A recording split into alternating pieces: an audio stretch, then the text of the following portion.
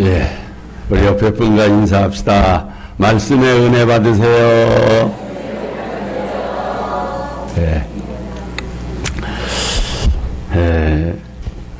이제 우리 새 목사님이 오실 날이 얼마 안 남았습니다. 그동안 오랫동안 제 설교를 들으셨는데 이제 얼마 없으면 아마 제 설교 듣기도 좀 또 가끔 듣겠지요.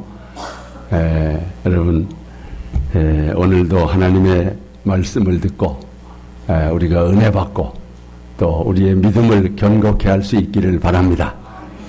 여러분은 하나님께서 이 우주 만물을 창조하신 것을 믿습니까? 사람들은 하나님께서 천지 만물을 창조하셨다고 하면 하나님이 이 세상을 창조하신 것을 봤느냐고 그럽니다. 봤느냐고. 여러분 본 사람이 있을까요? 그러면 우리가 이렇게 되묻지요. 당신은 이 거울을 만든 거 봤느냐고. 이 핸드폰 만든 거 봤느냐고. 봤어요? 못 봤어요? 못 봤지요. 예. 우리가 만드는 것을 보지는 못했지만은 지금 있는 것을 보니까 누군가가 만든 것이 분명하지 않습니까? 여러분, 만드는 것을 못 봤다고 해서 만든 사람이 없다. 말이 맞아야 틀려요? 그건 틀린 말입니다. 어렸을 때 그런 말을 했어요. 하나님이 못 봤다 그러면 그럼 당신은 엄마가 당신 낳는 거 봤어요? 봤어요? 못 봤어요? 못 봤지요. 그래도 엄마가 우리 엄마라는 걸 의심 없이 믿는 겁니다. 하나님께서 우주 만물을 창조하시는 것을 우리는 보지 못했습니다. 그러나 분명 만든 분이 있기에 이 질서정연한 우주가 있지 않겠습니까? 여러분 성경은 뭐라고 말씀합니까? 우리 앞에 보시고 다 같이 태초에 하나님이 천지를 창조하시니라. 아멘. 만물이 그로 말미암아 지은 바 되었으니 지은 것이 하나도 그가 없이는 된 것이 없느니라. 집마다 지은 이가 있으니 만물을 지으신 이는 하나님이시니라. 아멘입니까? 믿으시기를 바랍니다. 하나님께서는 자연과 우주 만물뿐만 아니라 사람도 하나님이 만드셨습니다. 여러분 이 성경 말씀 다 같이 여호와 하나님이 땅에 흙으로 사람을 지으시고 생기를 그 코에 불어넣으시니 사람이 생명이 되니라. 아멘. 이걸 믿어야지. 무슨 사람이 무슨 원숭이가 진화해서 사람이 되었다고 단체 그런 거 믿으면 안 됩니다.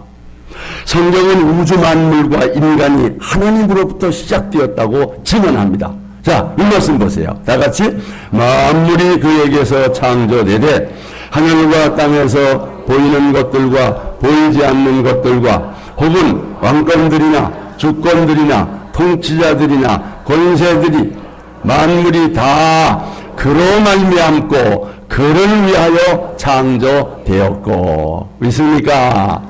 여러분 하나님으로 말미암아 지음받았고 여러분도 하나님을 위하여 창조되었음을 믿으시기를 바랍니다. 아멘. 그러므로 먼저 우리가 기억할 것은 나는 결코 우연의 산물이 아니라는 것입니다. 나는 어쩌다가 우연히 이 세상에 태어나게 된 것이 아니라는 것입니다. 나는 창조주 하나님의 분명한 계획 가운데서 지음받은 존귀한 자입니다. 그 누구의 출생도 실수도 아니고 불운도 아닙니다. 혹시 부모는 계획하지 않았을지라도 하나님은 계획하셨습니다. 부적절한 부모는 있어도 부적절한 자식은 없다. 이런 말이 있습니다. 부모들이 자녀의 생명체에 잘 모르고 있을 때라도 하나님은 이미 아시고 우리의 내장과 우리의 장부를 만들기 시작하신 것입니다. 바로 오늘 본문이 그 말씀이죠. 자, 우리 오늘 본문 말씀을 쉬운 성경으로 우리 어린이들 학생들도 이해할 수 있도록 다 같이 읽겠습니다. 주는 내 몸에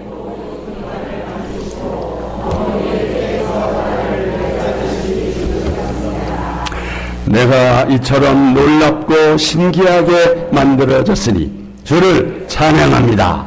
주의 솜씨가 얼마나 훌륭한지 나는 잘 알고 있습니다.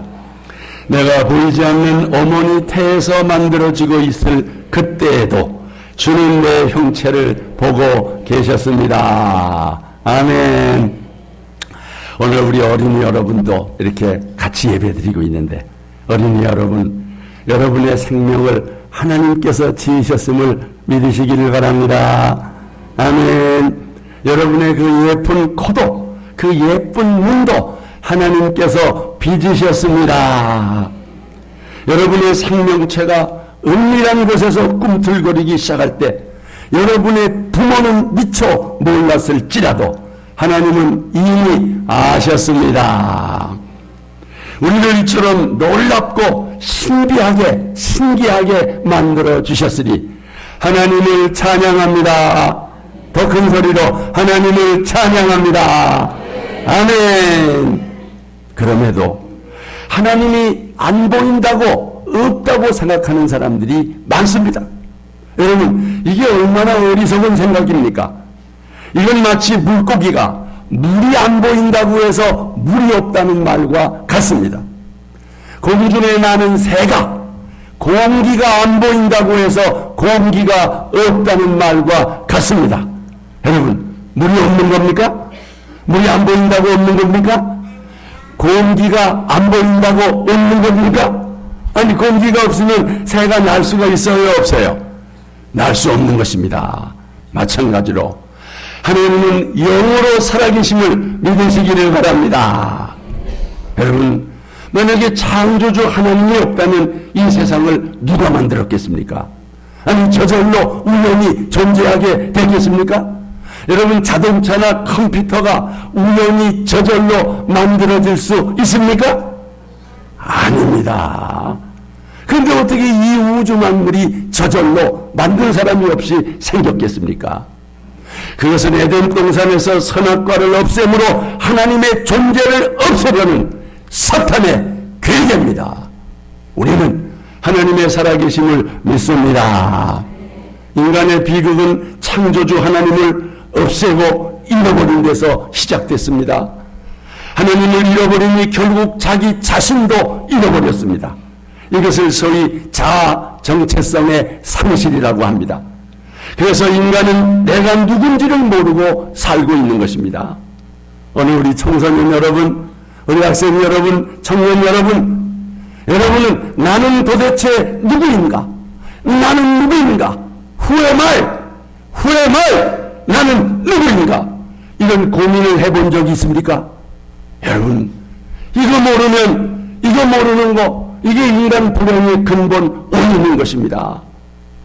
여러분, 어린아기가 부모를 잃으면 그 순간 고아가 될 뿐만 아니라 자기의 존재를 잃어버리게 됩니다. 성도, 이름도, 고향도 모르는 존재가 되는 것입니다. 고아가 되는 것입니다. 그 고아 앞에 아무리 예쁜 형용사를 붙인들 그 고아가 행복하겠습니까? 고아의 행복은 잃어버린 부모를 찾는 것입니다. 어려서 입양 간 아이들이 성인이 되어서 우리 고국 대한민국에 찾아와서 자기를 낳아준 친부모를 애타게 찾습니다.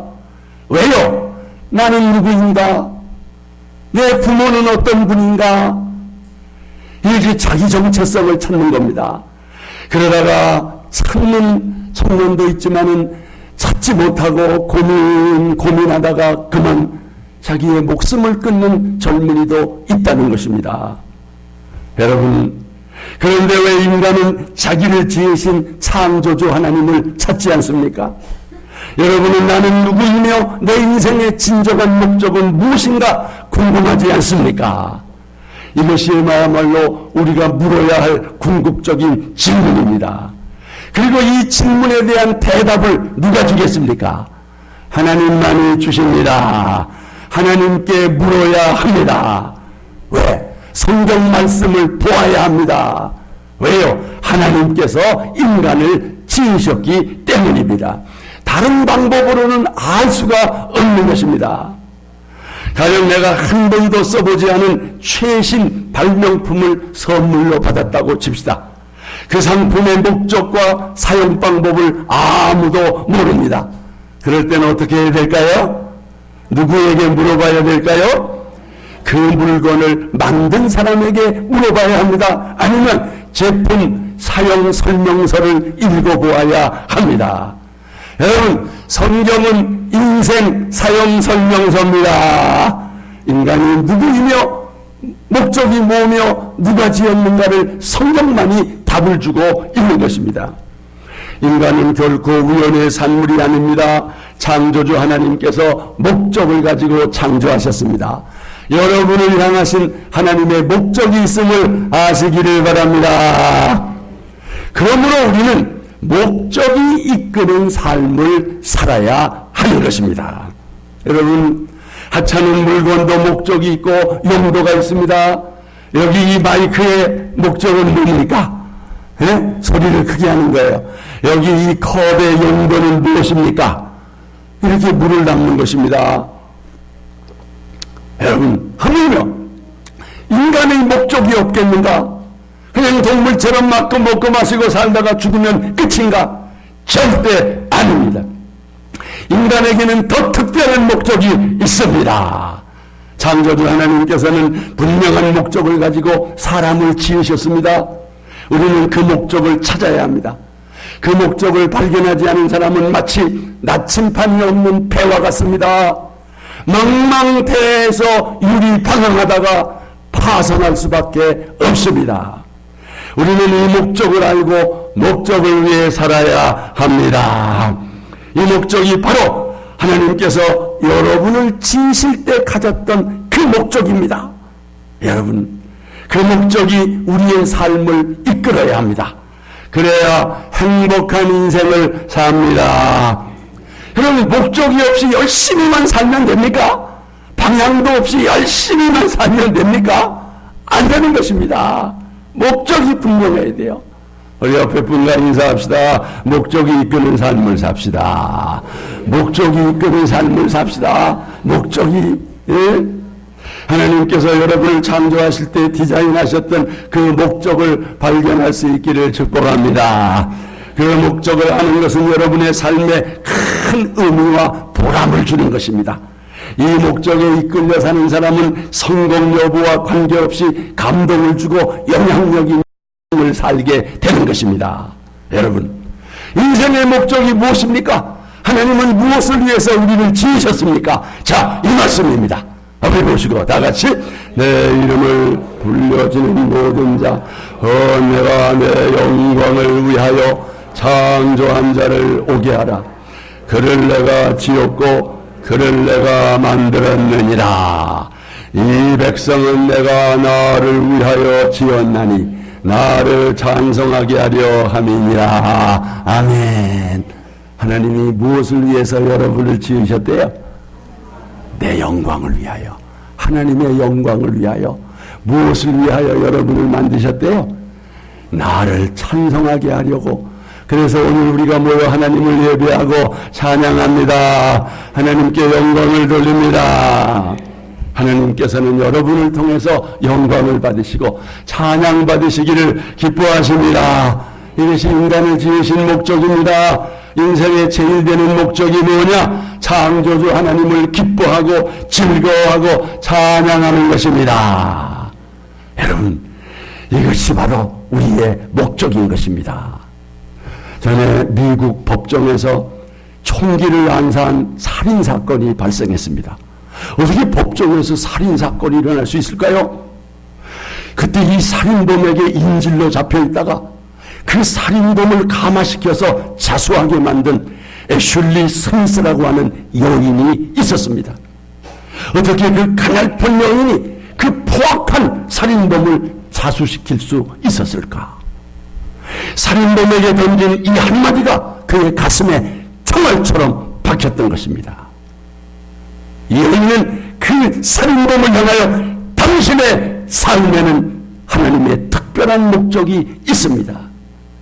이제부터 목적이 이끄는 삶을 사십시오. 하나님께서 당신을 귀하게 쓰시기를 원하십니다. 이 말에 살인범이 자극을 받고 여러분 자수를 했던 우리 하평교회 어린이 여러분 그러면 예 그러세요? 어린이 여러분, 우리 하라만 있나봐. 다시 한번 어린이 여러분, 어이구 저기도 있네. 우리 중고등학생 여러분, 우리 청년 여러분, 성도 여러분, 저도 이 시간 여러분들에게 똑같은 말을 전해주고 있습니다. 여러분의 삶에도 하나님의 특별한 목적이 있습니다.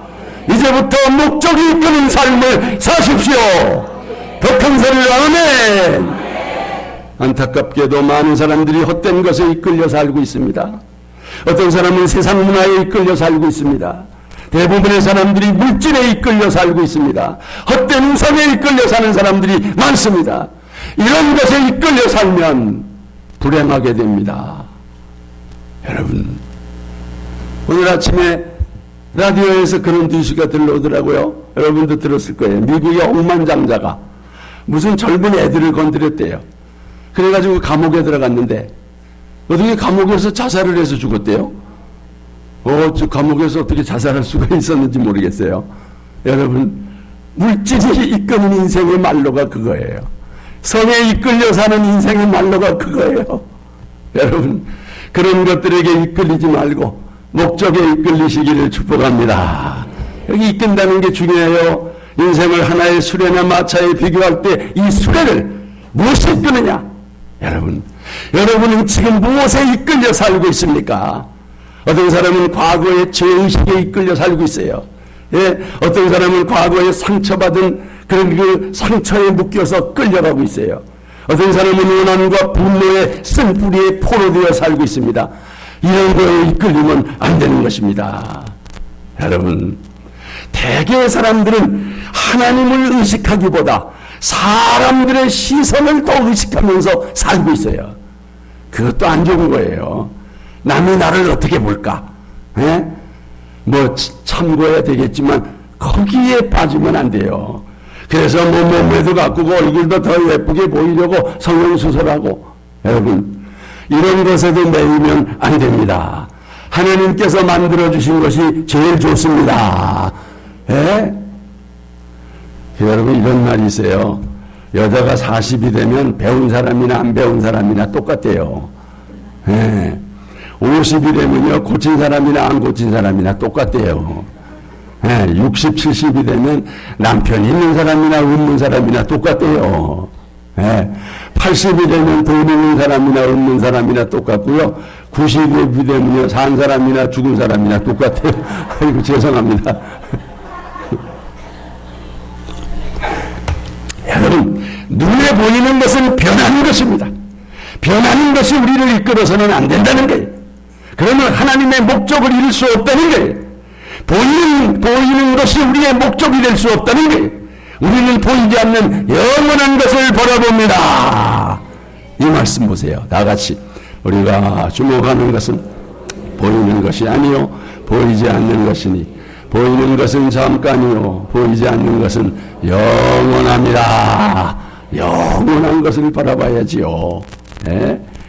하나님께서 여러분을 창조하실 때 디자인하셨던 그 목적, 그 거룩한 목적에 이끌려 사시기를 주님의 이름으로 축원합니다.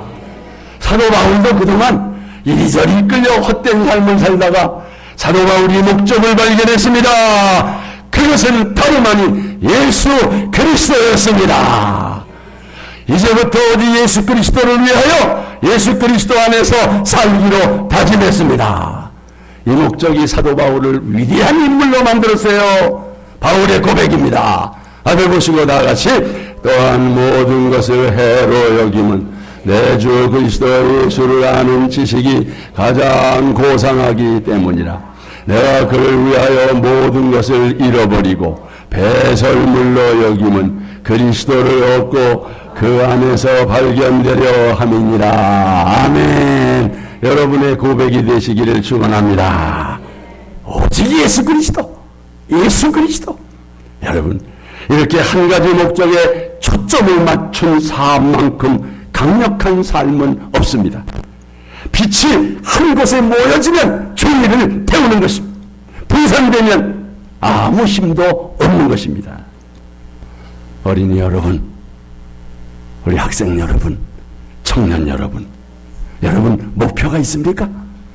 목표가 있습니까? 목표가 없으면 아무것도 성취할 수 없습니다. 목표가 그 사람을 만듭니다. 고상한 목표는 고상한 사람을 만들고요. 큰 목표는 큰 사람을 만들고요. 거룩한 목표는 거룩한 사람을 만듭니다. 그런데 목표보다 더 중요한 것은 목적입니다. 목표는 내가 원하는 것이고 목적은 하나님이 내게 원하시는 것입니다. 많은 사람들의 경우 자신의 목표는 성취했지만 하나님의 목적과는 상관없는 삶을 사는 것입니다. 변할 수 있는 목표보다 변할 수 없는 목적이 중요한 것입니다. 칠흑같이 어두운 밤입니다. 긴 항해를 마치고 배 한 척이 항구로 들어오고 있습니다. 피곤한 선장은 저 멀리 희미한 불빛을 보고 신호를 보냈지요. 방향을 20도 바꾸시오. 그러자 저쪽에서 신호가 왔습니다. 당신들이 바꾸시오. 기분이 몹시 상한 선장은 다시 신호를 보냈습니다. 나는 이 배의 선장이다. 그러자 상대쪽에서 남 2등 항해사다. 무지 열받은 선장이 다시 신호를 강하게 보냈지요. 이 배는 전투합니다. 당장 항로를 바꿔라. 바꾸지 않으면 발사하겠다. 그러나 저쪽에서 다음오는 신호를 보고 선장의 얼굴은 벌개졌습니다. 너무나도 부끄러웠습니다. 어떤 신호였을까요? 여기는 등대다. 여러분, 등대는 변할 수 없는 목적입니다. 나의 목표를 하나님의 목적에 맞춰야 합니다.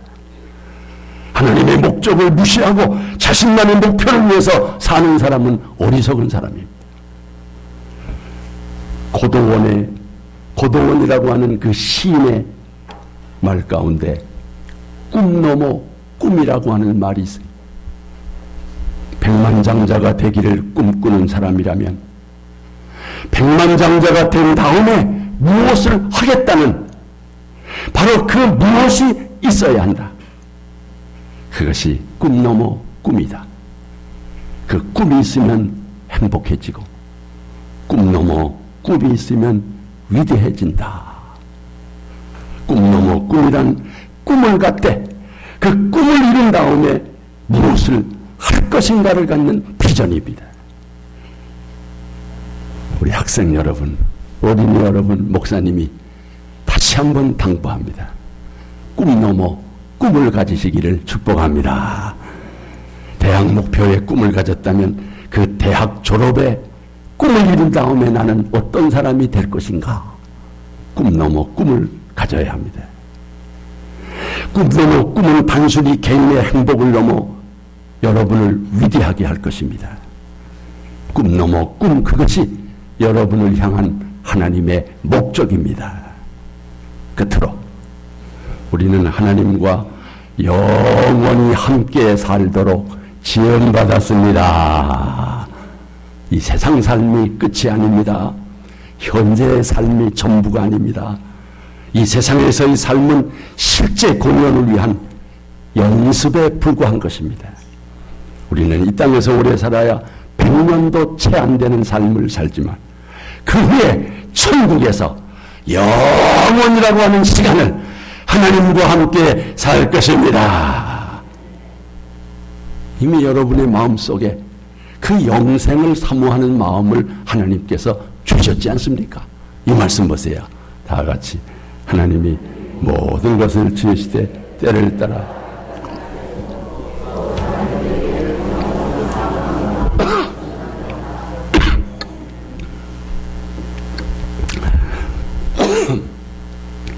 여러분, 우리는 하나님과 영원히 살도록 지음받았습니다. 헨리 나우엔이 지은 책 가운데 죽음 가장 큰 선물, 죽음 가장 큰 선물, 이런 책 속에 어머니의 자궁 안에서 이란성 쌍둥이가 대화를 주고받습니다. 여동생이 오빠에게 얘기합니다. 오빠, 우리가 저 밖에 나가면 우리를 만든 엄마와 아빠가 있을지도 몰라요. 그랬더니 오빠가 너 쓸데없는 생각을 하는구나. 그냥 우연히 너와 내가 만들어진. 여동생이 아니야 오빠. 지금 여기보다 더 아름다운 삶이 우리에게 있을지 몰라. 아름다운 하늘이 있고 예쁜 꽃들이 있고 새들이 노래하는 우리가 마음껏 자라고 뛰어놀 수 있는 공간이 있을지 몰라. 오빠가 아니야. 내 머릿속에 누가 그런 어리석은 생각을 넣어주었니? 쓸데없는 생각하지 마라. 쓸데없는 생각이에요? 쓸데없는 생각이에요? 여러분, 그러니까 우리가 이렇게 넓은 세상에 태어나게 된 거 아닙니까? 우리의 생명이 끝나는 어느 순간, 내 숨이 멈추는 그 순간 펼쳐지게 될 영원한 세계가 우리 주님이 여러분을 위해서 예비해 놓으신 천국이 있음을 믿고 소망하시기를 바랍니다.